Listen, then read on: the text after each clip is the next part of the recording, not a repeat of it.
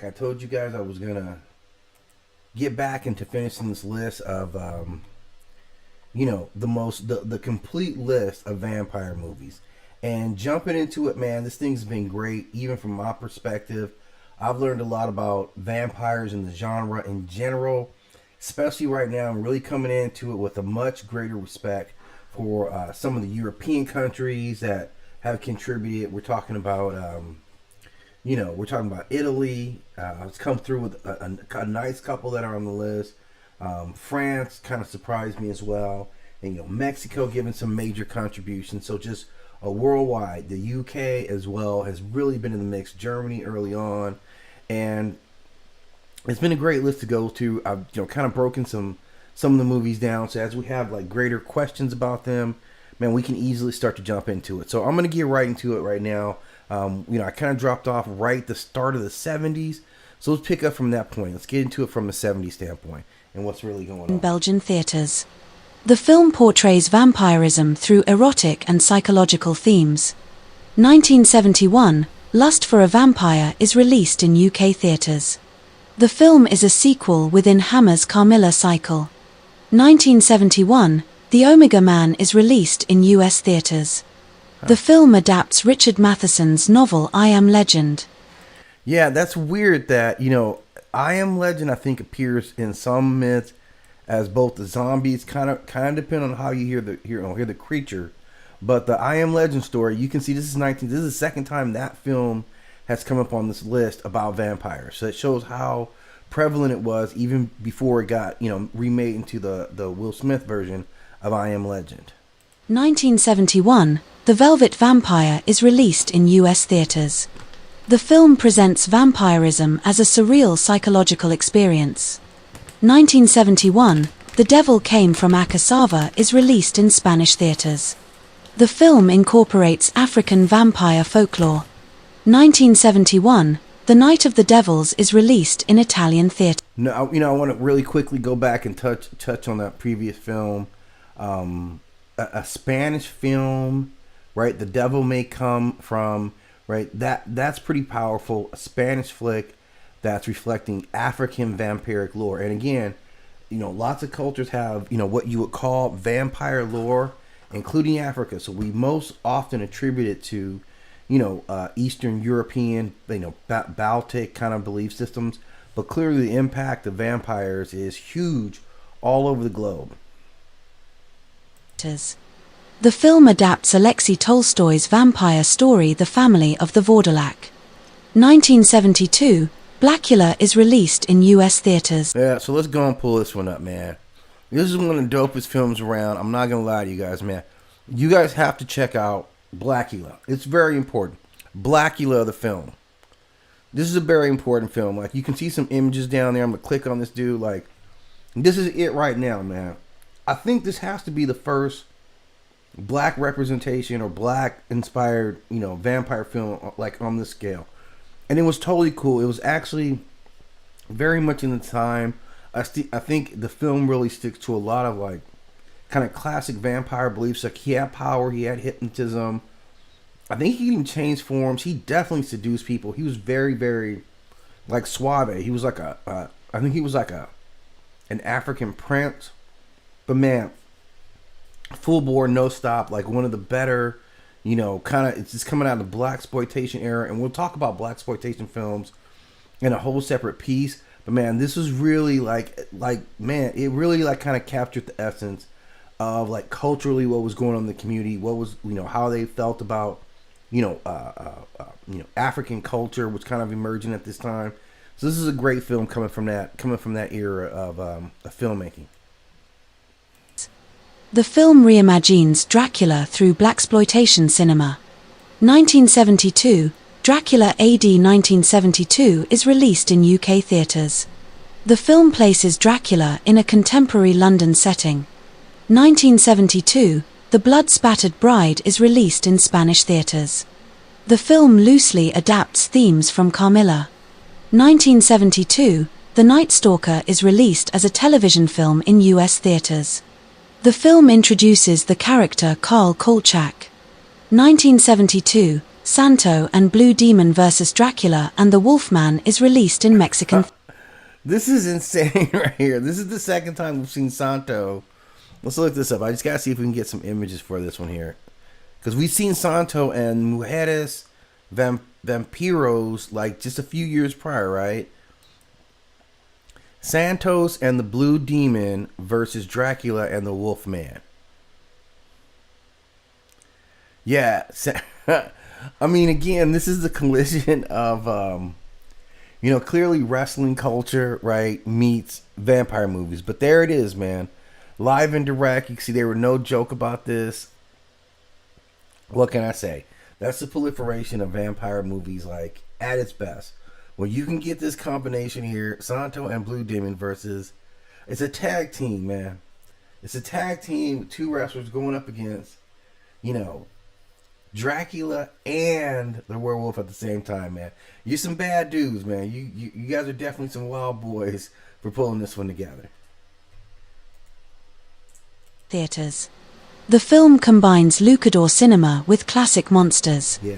1972, Horror Express is released in Spanish and UK theaters. The film blends science fiction with vampiric elements. 1973, Scream Blackula Scream is released in US theaters. Wait a minute. Scream Blackula Scream. Holy smokes, was this a follow-up?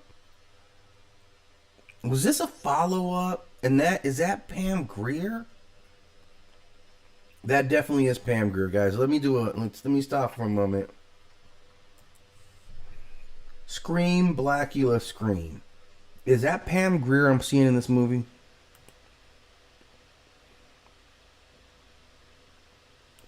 Come on, hurry up. Yeah, that's Pam Grier. Okay, so again, this is 1973. She's a voodoo priestess in this. This is great. This is before Foxy Brown, but clearly, like, she's rising to her peak. Like, this is a great time for Pam Grier. And what this does is this kind of like, she kind of counters the vampire story spiritually. And she represents in this African diaspora powers. Man, we got to get a close up on Bad Pamma Jamma right here. But this is totally the vibe. I don't see how I never saw this. I had seen the original Blackula. I didn't know that there was even a follow-up on it. So this is crazy, right? Yeah, this really expands it. He goes from more just like gothic vampire lore to more like, African spirituality. He is derived from black vampirism and black mysticism in this one. So yeah, this is Pam Grier, man. Yeah, this is Pam Grier. She's not here to be beaten. She's there to spiritually check a vampire. Which, man, we learn something every day. I'm glad I'm sitting down doing these, because I'm going to have to figure out a way to check this film out. So this is something I'm definitely going to end up coming back to. But, man, I learned something today, right? The film is a sequel to Blackula. 1973, The Satanic Rites of Dracula is released in UK theaters. The film is the final Hammer Dracula appearance of Christopher Lee. 1973, Vampires is released in UK theaters. The film presents lesbian vampires in a contemporary setting. Why not, right? Like, absolutely. 1973, Lemura, A Child's Tale of the Supernatural is released in US theaters. The film blends coming-of-age themes with vampirism. 1973, The Legend of Blood Castle is released in Italian and Spanish theaters. The film mixes gothic horror with psychological drama. 1973, The Vampire Doll is released in Japanese theaters. Wow, we gotta look this up, right? I never heard of this one either. 1973, Japanese release of The Vampire Doll. Yeah, there it is, man. There it is. Let's see if we can get a little more info on this. What can you tell me about the 1973 release the Japanese film Vampire Doll. It should be good.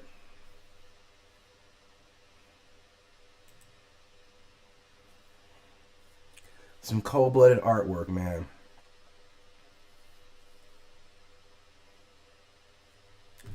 All right, let's check out what they have to say about it.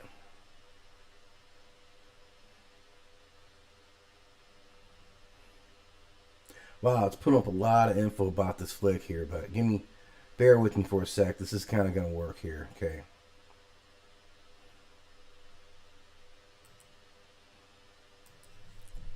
Oh, this one's a deep cut.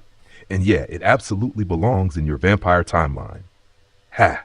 Vampire Doll, Japan, released internationally in the early 1970s, often cited as 1973 outside Japan. Image, first correction, important for credibility. Original Japanese. This is, this is some great artwork I'm seeing attached to this. Really plays on a lot of good things. Here's the thing. This is not a Dracula style vampire. There's no fangs. There's no coffins. There's no Transylvania anything. This is Japanese gothic horror wearing a vampire mask. So like they kind of, this is definitely a different interpretation of it. And it got some international play. And this is really like it's got Western Gothic aesthetics, like mansions, fog, this isolation. But you see a lot of Japanese traditions with the vengeful spirits, emotional haunting, and like the psychological possession. So this is kind of deep on putting, Japanese interpretation on a classic story. It really is a translation culturally between the films. So it's extremely cultural in the lens that they show their image of a vampire. And there will be a few that will kick off, and we'll talk about some of these other ones that come later. Vampire Doll, right? From this director Toho. It's called the Bloodthirsty Trilogy. That sounds something that's like right up you guys' alley if you're all about vampire movies. The Lake of Dracula in 1971 and Evil of Dracula in 1974. Now each one kind of moves a little bit closer to Western vampire imagery, but they keep this, Japanese emotional logic. It's still cut along those lines, and this kind of really cuts through. I've talked about Europe having big vampire representation. We know about the metaphor. Like Europe, it's like bloodline aristocrats, whereas America, it's more like a social metaphor, how vampires move. In Italy, they are these cosmic parasites. In Japan, they're more tied to emotionally haunting people. So these are a couple of things I'm going to go back, and I'm sure I'll spend some side videos talking about. But like this is some great stuff when we really start to see how large like vampire mythology is. So it looks like this thing may still be in rotation. People are still talking about it. It's still getting some reviews, and looks like just an important piece if you're truly down into like vampire lore, like at the highest level, right? I think this is a film you definitely would want to get up on. So let's keep the list moving along here. The film is part of Japan's Bloodthirsty Trilogy. 1974, Captain Kronos, Vampire Hunter is released in UK theatres. The film presents a swashbuckling approach to vampire mythology. 1974, Blood for Dracula is released in Italian and French theatres. The film is produced by Andy Warhol and directed by Paul Morrissey. 1974. Wow. Okay, wait a minute. This is an Andy Warhol Blood for Dracula. Blood for Dracula, Andy Warhol film.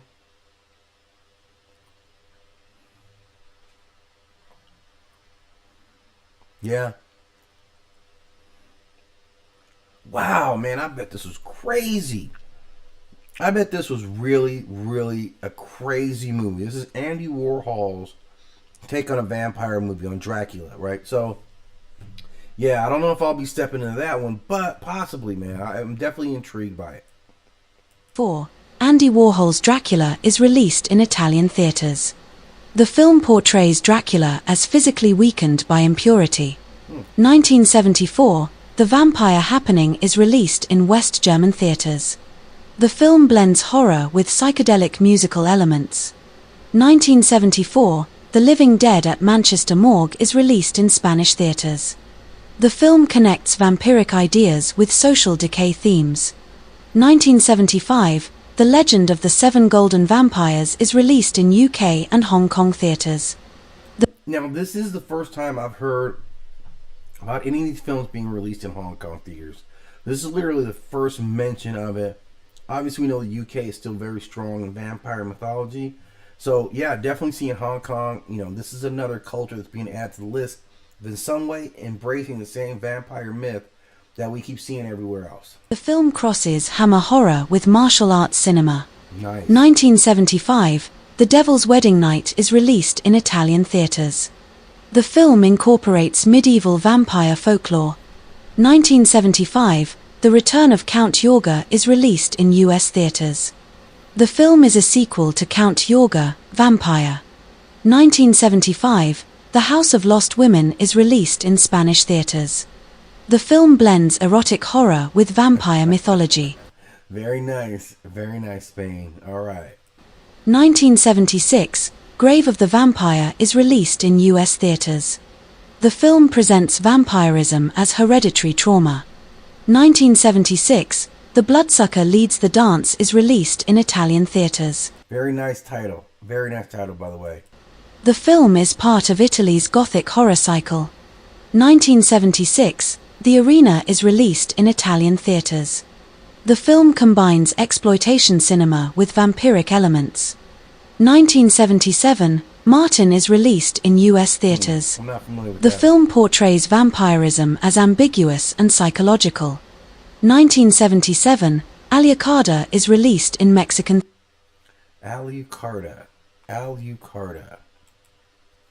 Alucarda, 1977 film. And there we have it. Wow, this looks pretty dark, man. This looks kind of crazy right here. You know what? Wow. Man, this might warrant the list, man. I have to say that. That looks very impressive right there. Theatres. The film blends nunsploitation with demonic vampirism. 1977, The Child is released in US theatres. What is this? The film incorporates supernatural possession themes. 1978, Dracula is released in US theatres. The film stars Frank Langella as Dracula. 1978, The Fury of the Wolfman is released in Spanish theatres. Nice. That's The something film I'll mixes watch. werewolf and vampire mythology. 1979, Nosferatu the Vampire is released in West German theatres. The film is directed by Werner Herzog as a remake of Nosferatu. I mean, Nosferatu, I think, was initially born in German cinema. Like the first one, 1932, that shows you how far back Germany has gone with messing with this film Nosferatu, man. They were really the innovators of Nosferatu. 1979, Salem's Lot is released as a television film in US theatres. The film adapts Stephen King's novel of the same name. I highly recommend you put this on your list. Like, this is one of the best, like, introducing the European line, Eastern European line of vampires into the Americas. Like, and the effect it has on a small town.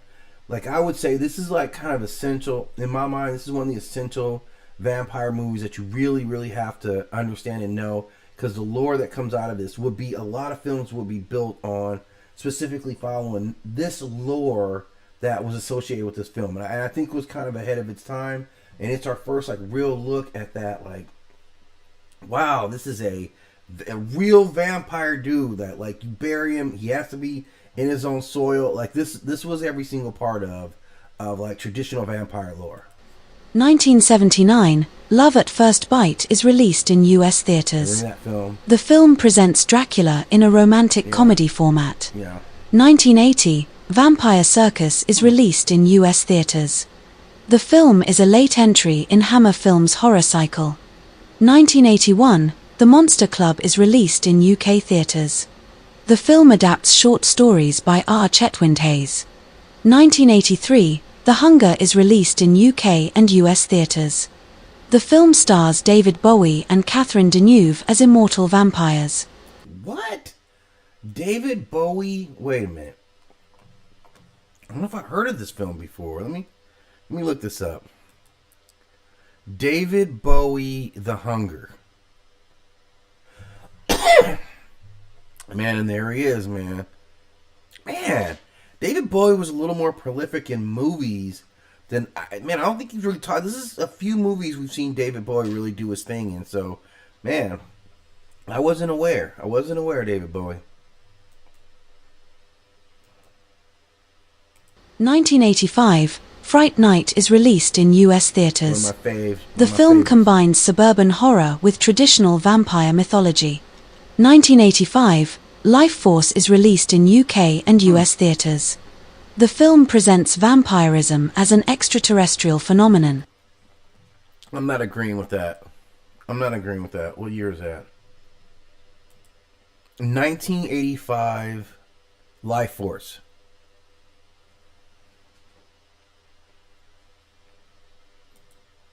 Life Force movie, 1985. Maybe this isn't the Life Force I saw, man. I don't know. I'm not familiar with this. I'm gonna have to give it a whirl. I'm not that familiar with this film. It doesn't look like vampirism to me, but 1985, Once Bitten is released in US theaters.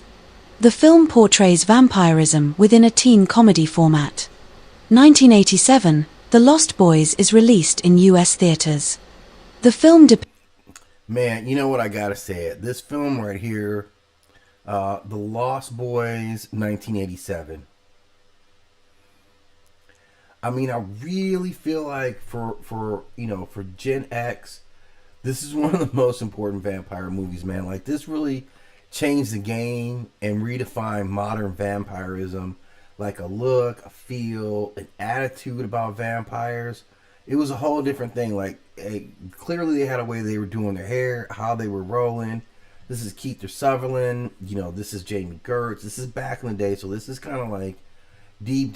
I think both the Coreys are in this. So that just shows you culturally how relevant it was at that time for this film. So this is like one of the hands down definitive like markers of vampirism in the US at least. Depicts vampires as youthful and countercultural. Yeah, they were. 1987, Near Dark is released in US theaters.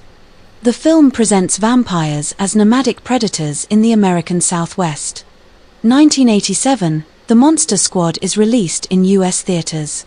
The film features Dracula as the leader of classic monsters. 1987, The Midnight Hour is released as a television film in US theaters. The film blends Halloween imagery with vampire folklore. 1988, Vampire's Kiss is released in US theaters.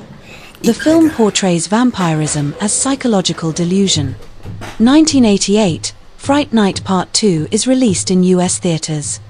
The film continues the story of the original Fright Night. 1989, Sundown, The Vampire in Retreat is released in US theaters. The film presents vampires attempting to coexist with humans. 1989, To Die For is released in US theaters. The film depicts a vampire struggling with morality. 1990s. 1991, Subspecies is released in US and Romanian theaters. The film launches a long-running direct-to-video vampire franchise. 1992, Bram Stoker's Dracula is released in US theaters. The film adapts the original novel with gothic spectacle. This was a groundbreaking movie as well, man. This was for this era, this genre. Bram Stoker's Dracula, 1992. Like, absolutely at the heart, at the core of, like, first, a great cast in this movie. Like, let's talk about it, man. This is the first time I really remember Gary Oldman being this, like, incredible. Obviously, you had Keanu Reeves, Winona Ryder, who was sizzling hot at this time. Like, she was really on the uprise at this time. And this kind of gothic film, I mean, like, this was, you had Anthony Hopkins playing Van Helsing. Like, I mean, it was thorough. This set the bar for a lot of futures. This is 92. This really sets the bar for vampire movies that will come after the 90s in this genre. Like, I would say, right, like, after The Lost Boys, this came back, like, Okay, this is the West Coast spin on vampires, right? So really establish our kind of like these are what our vampires look like. This is what OG vampires look like. Just like, it was in that setting.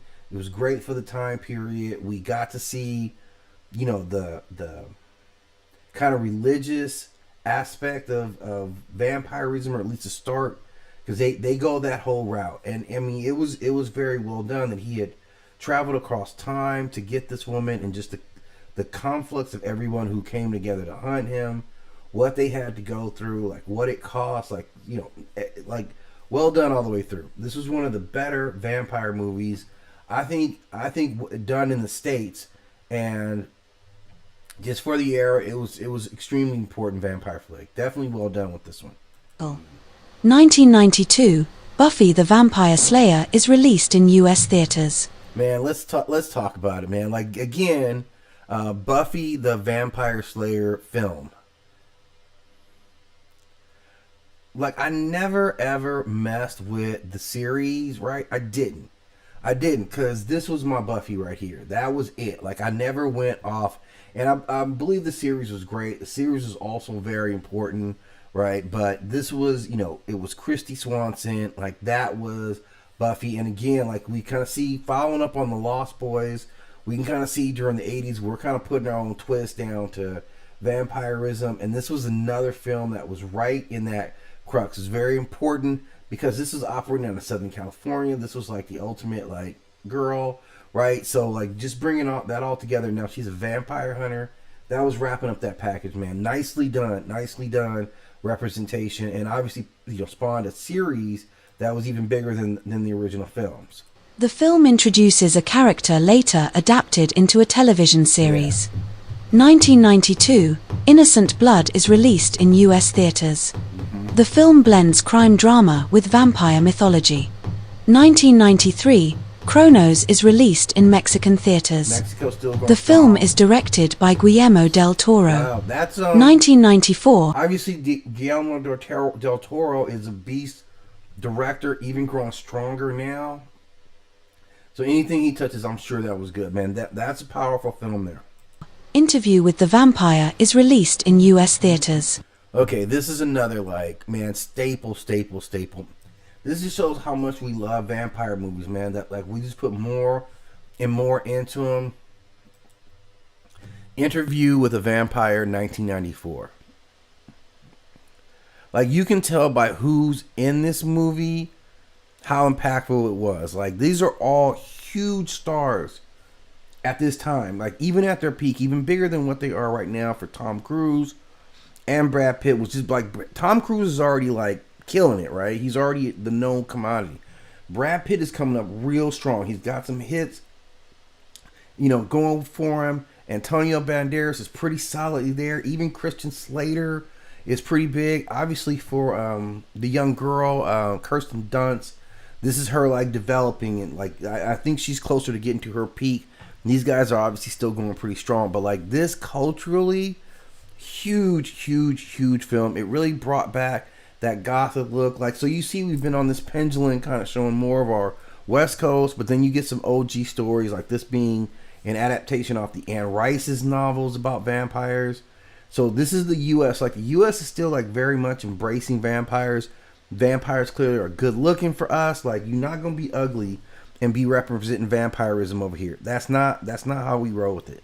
So yeah, this was a very, very extremely, and then of course they would follow up with Queen of the Dam was born out of this, just this more impactful, The film adapts Anne Rice's novel about immortal vampires.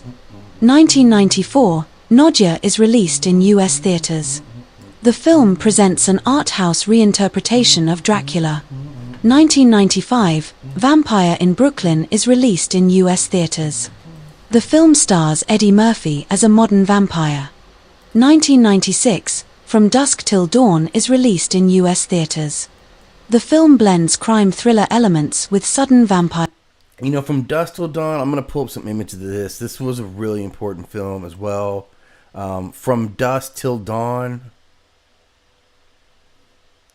I mean, this was like, we're bringing it to the Southwest. This is like the Southwest. I think they came through Texas. So going down into Mexico, and like the vampire lore they built in this was insane. Again, you got some great directors. This is a Tarantino project. I think Robert Rodriguez is involved in this. Salma Hayek, obviously, at her peak. You had Harvey Keitel, Juliette Lewis, right? So you had the full Monty. George. Why am I missing George's name, man? Let me look it up. George Clooney, obviously, like at his height right there. Like some great old school, Cheech Marin is in there. Danny Trejo's in there. I think they I think they would do like two more movies at least in the series. I don't think anything ever hit to that level, but it did spark a series as well. So there is a From Dusk Till Dawn series that's out there. It's probably streaming somewhere. But yeah, this was like a different kind of like vampire story, like a Southwest vampire story, kind of Tex-Mex vampire story. But it was ill, man. It was really hard hitting. Vampires just kind of setting traps because they know what we're into. So this was a great vampire story. It kind of came out of nowhere because the setup was so outside of the lane. Horror. 1997, Habit is released in US theaters. The film presents vampirism as addiction and emotional dependency. 1998, Blade is released in US theaters. The film is based on a Marvel Comics character. I mean, for me, I'll talk about Blade, the film, 1998. Okay. This set my plate for vampirism. It really did. You can do all that gothic stuff. It looks nice. They all dress so fine. Living in castles. I roll with Blade. This is one of the things that vampire films really tell us about ourselves as a culture, like how we see them. Do you love vampires? Are you sympathetic to vampires? Do you think vampires are hot? Are you turned on by vampires? For me, no. I'm with Blade, right? That tells me what. If you're not with Blade, then I gotta look at you sideways because I know you're on the other side of it. And you guys are probably doing something right now. But this is Wesley Snipes, like essentially merging comic book culture and vampire culture into one. And it worked. It was flawless, man. That first iteration of the Blade films, it was a great film. Him, Stephen Dorff. We started to see vampires. I mean, he still kind of remains rooted in some vampire hierarchy, the old school, but he manages to modernize vampires in the story. They're more into tech. They utilize, they have control of real estate. They utilize the police. Like, these are very, very modern day vampires that still, at least in the first one, Stephen Dorff killed them all off, or Deacon, I should say, killed them all off. But this was like an old line of vampires, so they gave us that. Then a very modern new line, and this was a very, very important film overall, and just maintaining vampire lore, like absolutely at the highest level. So for me, if there's one vampire movie I could watch over and over again, it's Blade. 1998, John Carpenter's Vampires is released in US theaters. Wow, this is another banger that I could also watch. Let's pull some images on this one here. John Carpenter's Vampires. Man, this was a cold-blooded vampire flick. This was absolutely, for me, yeah, this is one of those vampire flicks you really got to look at. They're more religious. I think, his lead character's moves through the Catholic Church. So it's kind of a different vibe that you get. And it's very Southwest. So that's what you get. This very Southwest interpretation of vampire movies. And they're just slaughtering vampires. Like, the vampires are still very powerful. They get into an ancient vampire. And, like, the back and forth is great. Like, you get to see live the progression of, like, the vampire infestation. You get to see some real power. You get to see vampires getting jacked up, too, man. They do it, like, using modern weaponry and techniques. Like, they lay waste to some vampires, man. Absolutely lay waste to some vampires. So another really, really strong entry, man. And so you can see, like, I'm going to cut us off when we get to the end of the 90s because 2000s, we still got a way to go. I think that deserves a third part so I can still, like, really get in depth. But let's finish up the 90s here because this is a real, in my estimation, like the 70s, 80s, all these are very strong eras for vampire films. I'm really into this era where we're starting. This The is where it film gets good. portrays vampires as feral and monstrous. 1999, Ravenous is released in US and UK theaters. The film incorporates cannibalistic vampiric Man, themes. I think I'm never gonna get through this list. Ravenous, 1999. Yeah, man, this is raw, man. Like, if you haven't checked this out, like, this is like very frontier. I mean, like, they're like, think Donner Pass, right? I don't know what year this is, but this is early settlers making their way from the East Coast of the United States to the West Coast, and they would travel, right? And I think this starts off at like a fort. This is where we're still living in, like, these forts really protected, the entire environment. Like, people would live within the forts. So it's in that environment, it's winter setting. There's still a lot of like native people like in the film. So you get some cultural representation of this beast. And they explain it in this different way. But man, it's raw because they start off, obviously, you're isolated, you're on this fort, it's winter, it's been tough, and you run out of food, man. So it starts to get hot on the block really, really fast. And so it becomes this guy against this, like, these vampires. They're different because they're eating the flesh. They're not, I mean, they're getting the blood, obviously, but they're not like jumping on you and, sucking your blood out. They'll kill him and they're eating the flesh. And the eating of the flesh is what makes it stronger. So it's definitively a vampire cannibalism story. Like, it's a little different spin. But if you watch the film and you see the lead character, I don't know if it shows him here. I don't know if it shows this dude. It's this dude right here, man. And I don't know this actor's name, but this dude is raw as a mug, man. Like, this is it. And you can see they kind of bring in some of the religious symbolism. And, like, this guy is a vampire. He was a beast, man. He was absolutely a beast. So let's finish up the 90s right now. 1999, The Wisdom of Crocodiles is released in UK theatres. The film explores vampirism through romantic obsession. Okay, so we've made it through from the 1930s, and now we're entering the 2000s. I'm gonna save that for a separate piece. Each one of these breakdowns has basically been right at like 40 minutes. I think that's a good cutoff point. But we've covered a lot of info. I'm gonna take a break, and I'll pick a time where I come back, get it from the 2000s all the way up to now in the next edition of this. But man, if you're interested and you learning about the mythologies this way, please hit me up in the comment section. Any questions you have, some films you need to add on, and we'll kind of pound this list into something real usable long term.